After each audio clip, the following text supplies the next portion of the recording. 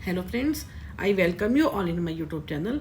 आज इस वीडियो में हम MPCE 022 ब्लॉक 3 यूनिट 2 ऑलरेडी कर रहे हैं। इसमें आज हम कॉग्निटिव काउंसलिंग की बात करते हैं। कॉग्निटिव काउंसलिंग जो है हमने पहले भी किया है। इसमें हमने REBT अप्रोच की थी जो एल्बर्ट एलिस ने दी है, और सेकंड हमने एरन बैक की बात की थी। एरन बैक ने इन दोनों ने मिलकर जो है कैसे कॉग्निटिव काउंसलिंग की है, कॉग्निटिव अप्रोच दी है। तो इसको स्टार्ट करते हैं। रैशनल इमोटिव थेरेपी, इसमें क्या कि जो एल्बर्ट एलिस ने इसको 1962 में दिया था। Ellis positive that thoughts influence our emotions and behaviour, इनका ही क्या मानना था, जिसको हमने ABC मॉडल भी कहा था कि जो हम जो सोचते हैं वही हमारे उसी के हिसाब से हमारे क्या होते हैं, इमोशंस होते हैं, और वैसे ही हम काम करते हैं, वैसे ही हमारा क्या होता है, बिहेवियर होता है। यानी ABC मॉडल आपको याद होगा। A क्या होता है, हम जैसा अफेक्शन है, हमारी इमोशंस हैं। B क्या होता है, हमारा बिहेवियर वैसा होता है। C क्या होता है, हमारा वैसा ही कॉग्निशन। तो यानी सब चीज़ें आपस में ये इंटरलिंक्ड होती हैं। फिर हमने DE भी कहा था, इसमें ABCDE कहा था। D में क्या होता है, क्या इन सब में आपस में कॉन्फ्लिक्ट होता है, डिस्प्यूट होता है। E में क्या होता है, फिर उसके बाद में क्या उसका इफेक्ट आता है। तो इसको अब यहाँ पे जैसे उन्होंने कहा कि in his ABC model he explain that emotional symptoms और consequences are determine by person belief system, के हमारा जो है इमोशंस किस पे डिपेंड करती है, जिस पे कि हमारा बिलीफ सिस्टम कैसा है, हम कैसा सोचते हैं। सेकंड क्या है कि रिगार्डिंग पर्टिकुलर एक्टिवेटिंग एक्सपीरियंसेस और इवेंट, जो हमारे एक्सपीरियंस कैसे होते हैं उस पर डिपेंड करता है। The belief system of an individual may be इधर रैशनल, जो हमारा बिलीफ सिस्टम है, हम किसी के बारे में जो हम एक ओपिनियन बना लेते हैं वो रैशनल भी हो सकता है एंड वो इरेशनल भी हो सकता है। जैसे कि हम लोग कहते हैं कि कोई भी एक इंडिविजुअल है, वो मान लीजिए हमारे को लगता है कि ये आदमी अच्छा नहीं है, हमारा जो खुद का एक्सपीरियंस है, लेकिन वही जो है कोई अगर कोई और XYZ कोई भी एक और कोई और डिफरेंट पर्सन है, वो क्या कहता है उसके लिए कि नहीं ये तो बहुत हेल्पफुल है, ये तो बहुत अच्छा है।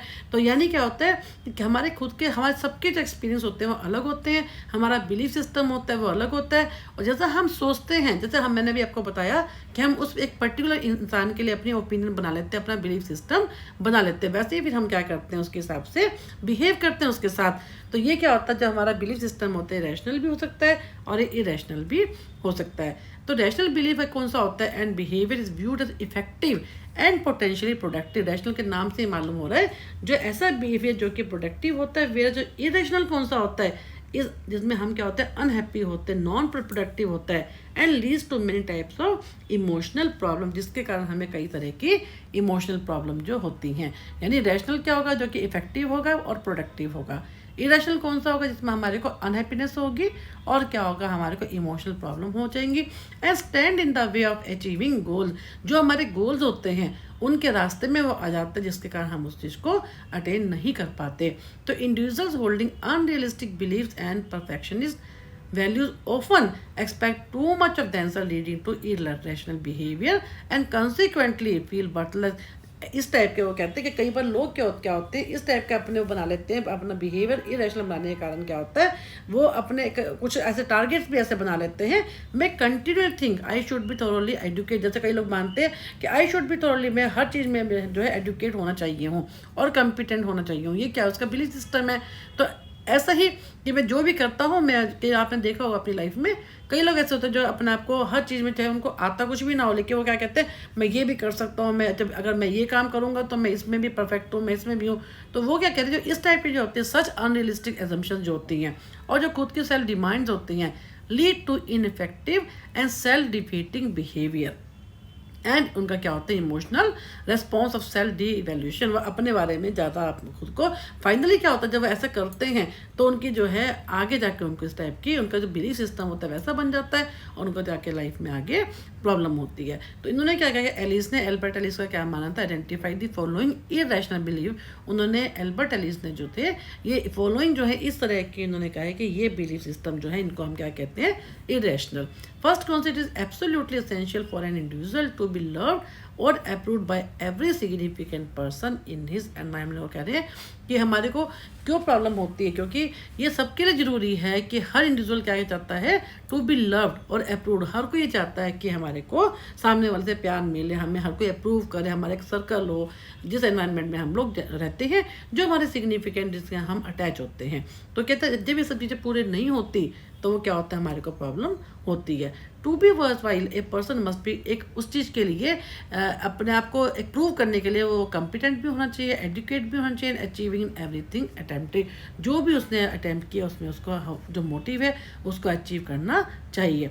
And some people are bad, कुछ लोग बहुत बुरे होते हैं, विक्ड होते हैं, विलेनियस होते हैं, और वो अपने आप को क्या करते हैं, blame, should be blamed. And ऐसे लोगों को क्या करना चाहिए, ब्लेम करना चाहिए। जैसे हम अपनी सोसाइटी में भी देखते हैं आजकल क्या क्या हो रहा है, तो इन सब चीज़ों के लिए ऐसे लोगों को क्या करना चाहिए, पनिश करना चाहिए।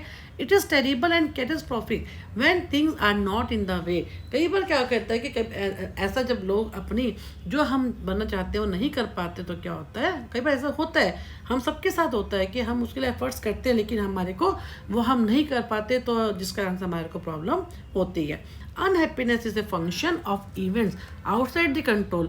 अनहैप्पीनेस क्या होता है, कई बार ऐसे इवेंट्स हो जाते हैं जिससे हमारे को हम अनहैप्पी हो जाते हैं, जो कि हमारे हाथ में हमारे कंट्रोल में नहीं होती।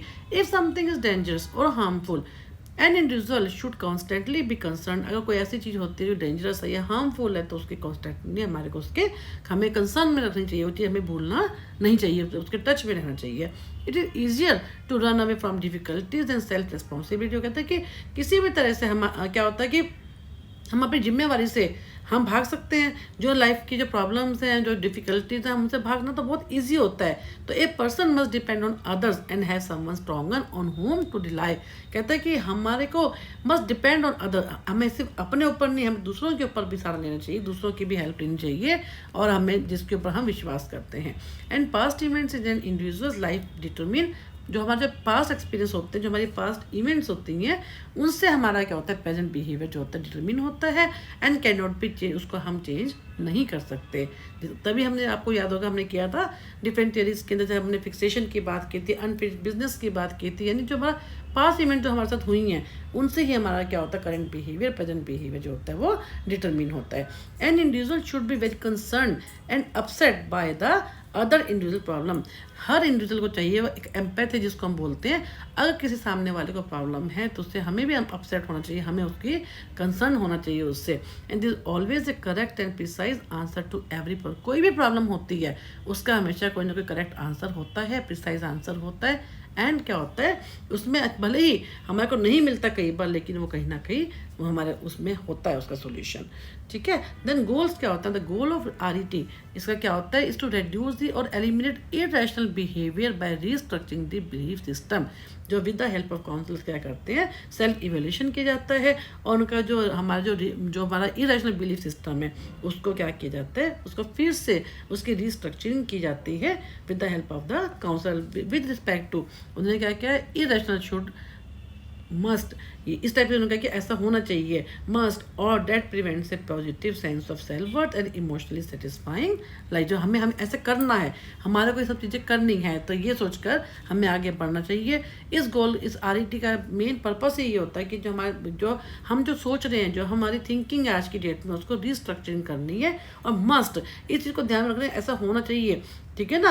तो इस टाइप से उन्होंने कहा कि हमारा किस ढंग से जो है इरेशनल बिहेवियर जो होता है उसको हम इस RET अप्रोच के थ्रू, एल्बर्ट एलिस ने कहा है कि हम उसको रैशनल बिहेवियर में कन्वर्ट कर सकते हैं। देन रोल ऑफ जो है काउंसलर क्या होता है, in RET approach counsellor very active होते हैं, डायरेक्ट होते हैं, वो पूरी हेल्प करते हैं, उसकी सारी बात को सुनते हैं। They teach the clients how their thinking, emotion and behaviour are interrelated. वो क्या बताते हैं, जैसे मैंने भी आपको बताया A, B and C ये है, इसके बारे में दे teach the clients how their thinking क्या है, हमारा कॉग्निशन, ये कॉग्निशन, इमोशंस का होता है हमारा इफेक्टिव पार्ट, एंड बिहेवियर कैसे हमारे आपस में इंटररिलेटेड होते हैं। जैसा हम सोचते हैं वैसे ही हमारी इमोशंस होंगे, वैसे ही हमारा क्या होगा, बिहेवियर हो जाएगा। तो इसलिए उन्होंने कहा है कि क्लाइंट की वो हेल्प करते हैं इन सबको समझने में, कैसे हमारी जो है थिंकिंग हमारी सब चीज़ों को अफेक्ट डालती है। फिर टेक्निक्स की हम बात करते हैं कि सबसे पहले क्या, cognitive techniques. Disputation, cognitive disputation involve the use of direct question, logical reasoning and persuasion. Direct question may challenge the client to prove that his or her belief is logical. यानी डिफरेंट ऐसी technique जिसमें हम क्या कहते हैं कि कोई कहता है कि मान लो कि मैं जो है इस चीज़ में अच्छा नहीं हूँ, तो उसको कहा जाता है ठीक है आप इस चीज़ में अच्छे नहीं हो, लेकिन कहीं ना कहीं सोचो ऐसी कौन सी बहुत बड़ी बात हो गई कि आप ये चीज़ नहीं कर पाए तो क्या हो गया। जैसे कोई कहता है कि नहीं आप कितना भी कह लोगे मैं इस काम को नहीं कर पाऊंगा, ठीक है, तो काउंसलर कहता है कोई बात नहीं, अगर आप ये काम नहीं कर सकते कौन सा ऐसी चीज़ होगी जैसे कोई पहाड़ टूट गया या आपकी लाइफ में कहीं फुल स्टॉप लग गया। तो इस टाइप के जो क्वेश्चन उनके जो इरेशनल और इरेशनल में दोनों को इस टाइप से में थॉट को चेंज किया जाता है, दैट क्वेश्चनिंग की जाती है मैं challenge the client to prove that his और her belief is logical by asking why, क्यों ऐसा आप सोचते हो। Such inquiries are enable the client to distinguish between rational and irrational thoughts. उनको इसलिए बनाया जाता है कि ऐसा क्या हो गया, ठीक है ना। कोपिंग सेल्फ स्टेटमेंट, ये भी वही चीज़ है जैसे by developing coping self statement rational belief का स्ट्रेंथ, जो रैशनल उनके जो इरेशनल बिलीफ है उनको हटाया जाता है by replacing them with rational belief. For example a person fearful of public speaking, जैसे कोई आदमी जो है वो कहता है कि वो पब्लिक स्पीकिंग में राइट ऑन रिपीट क्या कहता है वो, I want to speak flawless but it is all right. यानी इसमें क्या होता है, जो कई लोग ऐसे होते हैं जैसे उन्होंने एग्जांपल दे रखा है कि वो पब्लिक को फेस करने से, माइक को फेस करने से डरते हैं, ठीक है, तो वो क्या कहते हैं आई वांट टू स्पीक, मैं अच्छे से मैं बोल तो सकता हूँ लेकिन ठीक है अगर मैं नहीं बोल पा रहा, तो इस टाइप के उन्होंने कहा है कि कोई बात नहीं, ये सब चीज़ें जो हैं उनको अपनी खुद की स्टेटमेंट्स कैसे कोपिंग करते हैं उसके बारे में उनकी हेल्प की जाती है। Reframe, reevaluated bad events as disappointing, ऐसे इवेंट्स जो कि जिससे उनको प्रॉब्लम होती है, जो उनको डिसअपॉइंटमेंट होती है, जो कंसर्निंग होती है, अनकंफर्टेबल होती है, उनको रीफ्रेम किया जाता है with the help of the counsellor. Then हम बात करते हैं इमोटिव। इमोटिव में क्या होता है, रैशनल इमोटिव, इसमें क्या करते हैं, a form of mental practice in which the client imagine situation that would normally upset a great deal. अब क्या करते हैं, जैसे जिस चीज़ से उसका प्रॉब्लम है उस चीज़ को कहा जाता है आप सोचो उसके बारे में, सोचो, ताकि वो जिसको बोलते हैं कैथार्सिस जाने अपने जब फ्लर्टिंग के वे में इसको कहते हैं, ताकि वो लगातार उस चीज़ के बारे में सोचेगा ना तो वो चीज़ बाहर आ जाएगी और उसकी हेल्प हो जाएगी। To feel that inappropriately intense feels about the event and then change them more approach. जब वो लगातार उनको ये कहा जाता है कि ऐसी मेंटल प्रैक्टिस होती है इस टाइप की कि उस सिचुएशन को इमेजिन करो जो कि आपको नॉर्मल जो लाइफ है उसको अपसेट कर रही है, बहुत ज़्यादा आपकी नॉर्मल लाइफ पे वो इफेक्ट डाल रही है। जब लगातार आप ऐसा करते हो, बिल्कुल आप लगातार उसके बारे में सोचते हैं, फ्लडिंग टाइप जिसको बोलते हैं, उसमें क्या होता है आपकी जो बाहर आती होती है, the client keeps practising such a procedure several times, भी लगातार पूरा वीक उसके बारे में, एक पूरे वीक में कई बार जब वो ऐसा करता है तो ऐसे पॉइंट पे वो पहुंच जाता है वेर ही और she know longer trouble by the, वो बार बार चीज़ के बारे में कह रहे हैं ना, तो अल्टीमेटली क्या होता है तो इतना ज़्यादा उसके बारे में बोल लेता है तो उसको जो इवेंट से जो प्रॉब्लम होती है वो ख़त्म हो जाती है, उससे वो बाहर निकल आता है। शेम अटैकिंग कौन सी होती है, ऐसी एक्सरसाइज, ऐसी एक्टिविटीज़ जो कि हार्मलेस है, जिनका कोई किसी पे सामने वाले पे कोई असर नहीं है, लेकिन जो उसको काम करती हैं, उसके इरेशनल थिंकिंग में हेल्प करती हैं उसको ठीक करने में। जैसे उन्होंने कहा कि such as introducing oneself to a stranger, wearing loud अजीब से ऐसे कपड़े पहनना to attract attention, asking a silly question as a lecture. यानी क्या होता है, ऐसा करें जिसमें हम लोगों को हम किसी को नुकसान नहीं कर रहे हैं लेकिन हम लोगों का ध्यान डाइवर्ट कर रहे हैं, अपनी तरफ अट्रैक्ट कर रहे हैं। जैसे आप देखा हो कभी एक नॉर्मल आदमी जो है एकदम नॉर्मल है, इंटेलिजेंट है, लेकिन उसमें क्या करते हैं, जैसे हम वो कहीं गया, मॉल में गया या बहुत सारे लोग खड़े में, उनको देख कर हाँ हाँ करना शुरू करते ज़ोर ज़ोर से ताकि लोग उसको देखें। ऐसा करने से क्या किसी को नुकसान नहीं हो रहा लेकिन उनका ध्यान डाइवर्ट हो रहा है, उनका जो है लोग उसको उसकी तरफ अटेंशन दे रहे हैं।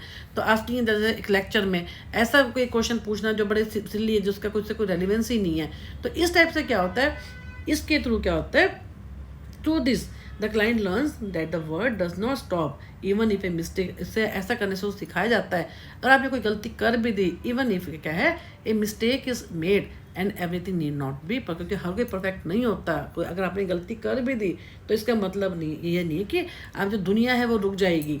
तो कहने का मतलब क्या है, उनके शेम अटैकिंग एक्सरसाइज के थ्रू उनको समझाया जाता है कि आपने कोई जो गलती नहीं की, अगर आपने ऐसा बिहेवियर कर भी दिया, आपका जो ऐसा आपने सोच भी लिया या आपने किसी के लिए ऐसी ओपिनियन बना भी ली, तो उसको आप चेंज भी कर सकते हो। फिर है बिहेवियरल टेक्निक यानी बिब्लियोथेरेपी। इसमें क्या होता है कि उसमें एक रिहर्सल कराई जाती है कि आपको client is asked to read a self help book, अपनी खुद के बारे में जो भी चीज़ें हैं वो लिखे, उसके बारे में क्लाइंट की हेल्प की जाती है, अपनी खुद की हेल्प, एक बुक लिखे, डायरी लिखे, और फिर उसके बाद उससे देखेगा तो उसको खुद को पता चलेगा वो कहाँ पे सही है, कहाँ पे वो गलत है। फिर एक्टिविटी होमवर्क, जो क्लाइंट है actually does activities you she previously thought impossible to do, उसको ऐसा काम करने को कहा जाता है जो उसने कभी की थी, है ना, और उसने बहुत मुश्किल थी वो करनी। For example, rather than quitting a job a client may continue to work with unreasonable boss and listen to the unfair criticism and mentally dispute the criticism. तो इसमें क्या है कि उसको ऐसा काम करने के लिए कहा जाता है जो कि प्रीवियसली उसको भी सोचा था, जो उसको लगा था ये मैं नहीं कर सकता, तो उस टाइप का कहा जाता है कि आप सोचो कि आप वहाँ पे ऐसा काम कर रहे हो, फिर आपको कैसा फील होगा। ये सब चीज़ों के बारे में उसको होमवर्क दिया जाता है। Just this are all example, ऐसा नहीं है कि और भी बहुत सब चीज़ें होती हैं depending upon the problem of the client. Then हम बात करते हैं कॉग्निटिव थेरेपी। ये किसकी थी? एरनबैग की। अभी जो हमने ऊपर बात की है वो भी कॉग्निटिव ही थी। वो क्या थी? ABC मॉडल था जो कि एल्बर्ट एलिस का था, जिसमें हमारा कैसे cognition, behaviour and affective part दोनों सबके सब तीनों इन्वॉल्व होते हैं। देन हम बात करें कॉग्निटिव थेरेपी जो कि एरनबैग ने दी है। ये भी एक ही, अगर आपके एग्जाम में कॉग्निटिव थेरेपी आती है तो आप एल्बर्ट एलिस का भी करेंगे और एरनबैग का भी करेंगे। Stresses the importance of belief system and thinking in determining and individual behaviour and कैसे, ये भी वही चीज़ है कि कैसे उसका बिलीफ सिस्टम होता है, थिंकिंग होता है, उससे हमारा बिहेवियर और फीलिंग जो है अफेक्टेड होता है। अगेन द सेम, उन्होंने ABC मॉडल का नाम दे दिया, इन्होंने वही सब चीज़ कही है, लेकिन इन्होंने क्या कहा है, कोई ABC मॉडल उन्होंने नहीं किया है। उन्होंने ये कहा है कि हाउ इंडिविजुअल थिंग्स यानी कॉग्निशन, फील्स क्या वो इमोशन क्या वो फील करता है, जो हमने किया था A पार्ट, एंड एक्ट्स यानी बिहेवियर ऑल इंटरएक्ट टुगेदर, यानी कॉग्निशन और हमारा क्या होता है, हमारी इमोशन, अफेक्शन और हमारा बिहेवियर कैसे एक दूसरे से रिलेटेड है। एरनबैग उन्होंने सबसे इंपॉर्टेंट जो स्कैमास की यूज़ किया था एरनबैग ने इन हिज कॉग्निटिव थेरेपी में, to describe individual thoughts, beliefs and assumptions about the, हम कैसे दुनिया के बारे में, वर्ल्ड के बारे में, अपने आसपास के लोगों के बारे में, इवेंट्स के बारे में, एनवायरनमेंट के बारे में एक ओपिनियन, एक अपने दिमाग में इमेज बना लेते हैं जिसको हम बोल सकते हैं। एंड कॉग्निटिव स्कैमा में भी पॉजिटिव एंड नेगेटिव। पॉजिटिव होगा तो एडेप्टिव हो जाएगा, वो आराम से, उसको कोई दिक्कत नहीं है। नेगेटिव का बनाता है, किसी के बारे में गलत ओपिनियन बना लेता है, वो क्या होता है, मेल एडेप्टिव होते हैं। And normal reactions are mediated by positive, हम जो नॉर्मल जो हमारा बिहेवियर होता है किससे होता है, are mediated by the positive cognitive schema that enable individual to perceive reality accurately. और मेल एडेप्टिव किससे क्या होता है, उनके कॉग्निटिव डिस्टॉर्शंस होती हैं, यानी उनका प्रॉब्लम होती है, उनकी फॉल्टी थिंकिंग होती है, उनका इरेशनल बिलीफ सिस्टम हो जाता है, जिसके कारण उनको आगे जाके प्रॉब्लम होती है, leading to distress and resulting in the problems. तो ये हमारी क्या कॉग्निटिव थेरेपी। फिर वो क्या करेंगे, गोल्स क्या हैं, बेसिक गोल क्या है, टू रिमूव बायसेस और डिस्टॉर्शन। मेन क्या गोल है, टू रिमूव बायसेस, जो हमने कभी कभी गलतियाँ की हैं या हमारी जो डिस्टॉर्शन है हमारी थिंकिंग में, उसको दूर करना। ठीक है। It aims to make individual become aware, ये अवेयर करवाता है इंडिविजुअल्स को ऑफ द नेगेटिव इंटरप्रिटेशन, कहाँ पे वो गलत है, कहाँ पे उनकी नेगेटिव थिंकिंग है, कहाँ पे उनके बिहेवियर गलत है। डेट रीइंफोर्स, जो ऐसा बिहेवियर जो उनको रीइंफोर्स करता है किस चीज़ में, गलत सोचने के लिए, डिस्टॉर्टेड इरेशनल सोचने में, उसकी हेल्प की जाती है। And helps the people to develop alternative ways of thinking, उनकी हेल्प की जाती है कि जो आप सोच रहे हो इसके अब इसको ऑल्टरनेटिव वेज उसके सोचो। And behaving which reduce the psychology, जिसके कारण से आपका जो साइकोलॉजिकल डिस्ट्रेस जो है वो कम हो और आप जो है नॉर्मल लाइफ को अच्छे ढंग से जी सकें।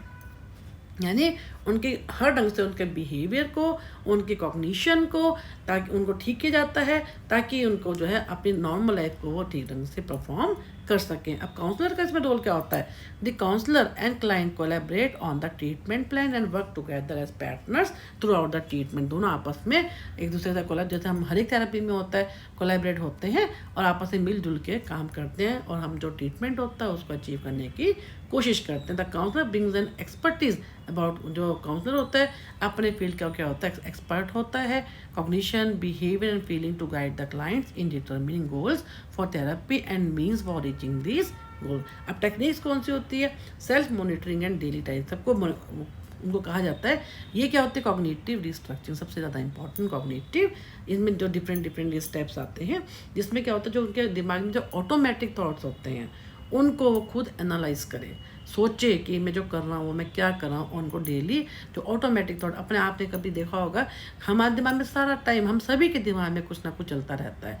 तो हमारे अब ये डिपेंड करता है जो थॉट सिस्टम है हमारा वो कैसा है। ठीक है, अगर रैशनल है तो हम अपनी लाइफ को नॉर्मल ढंग से जी पाते हैं, अगर इरेशनल है तो हमारे को जाके प्रॉब्लम होती है। इस कारण से इसके बारे में जो है कि उनको समझाया जाता है कि अपने जो ऑटोमेटिक थॉट्स हैं उनको एनालाइज खुद करो, एनालाइज कि आप क्या कर रहे हो। फिर है एग्जामिनिंग अवेलेबल एविडेंस, जो एविडेंस भी है कि जो आप कह रहे हो क्या आपको ये इस चीज़ से प्रॉब्लम है क्या, उसको देखो, उनसे देखो कि क्या उसका कोई जो आप कह रहे हो क्या एविडेंस भी है कि नहीं, आप अपने आप ही बोले जा रहे हो। ठीक है, कितने उसकी वैलिडिटी क्या है, एविडेंस का मतलब क्या है, जब कह रहे हो कितना वैलिड भी है कि नहीं। सो क्रिएटिव क्वेश्चनिंग यानी लॉजिकली उसको एनालाइज करने के लिए बोला जाता है। दिस मेथड में क्या होता है, client is made to logically analyse his thought, अपने जो थॉट्स हैं उनको बोला जाता है कि आप खुद बोलो, उसका तर्क दो उसके लिए। एंड रिप्लेस दी, अपने जो डिस्टॉर्टेड थॉट होते हैं उनको रिप्लेस करो विथ मोर एक्यूरेट, अच्छे थॉट से, पॉजिटिव थॉट से, रियलिस्टिक थॉट से उसको जो है रिप्लेस करने की कोशिश करो। And this method help the client revise, ये इस मेथड से क्या होता है, क्लाइंट को हेल्प मिलती है टू रिवाइज नेगेटिव थिंकिंग से बाहर निकलने में, बिलीफ सिस्टम से बाहर निकलने में, और उसमें जो है bring about more objective thinking, उनकी जो एक पर्पस जो होता है उस तक वो पहुंचने में कामयाब हो पाते हैं। तो इस टाइप से इन्होंने क्या कहा है कि ये सारी हमारी क्या है कॉग्निटिव अप्रोच है। इसमें इसके अलावा आपको याद होगा हमने MPC 021 में भी किया था, इसी में भी हमने सेकंड यूनिट ब्लॉक में भी किया था। हमने राइटिंग था, हमने जैसे वैलिडिटी टेस्टिंग की बात की थी, कॉग्निटिव रिस्ट्रक्चरिंग तो हमने अभी कर ही लिया है इसके ऊपर। इसके अलावा हमने और भी जो कुछ हमने बात की थी कि रिहर्सल की, कॉग्निटिव रिहर्सल की भी हमने बात की थी, वो जो थोड़ा बहुत यहाँ पे रह गया अब वहाँ से भी इसको कवर अप कर सकते हैं। इसके अलावा अब हम बात करते हैं इंडिविजुअल एंड काउंसलिंग प्रोसेस। इसमें क्या है, इस वीडियो इसमें इस जो टॉपिक को हम आगे अपनी नेक्स्ट वीडियो में कवर अप करेंगे। तो यहाँ इसको यहीं पे ख़त्म करते हैं, काफ़ी लंबा चैप्टर है ये। तो मैं आप सबका धन्यवाद करना चाहती हूँ कि आप लोग बहुत अच्छे से मेरे इस नए चैनल को सब्सक्राइब एंड शेयर कर रहे हैं और कमेंट्स कर रहे हैं। ऐसा करने से मुझे भी मोटिवेशन मिलती है। Thank you.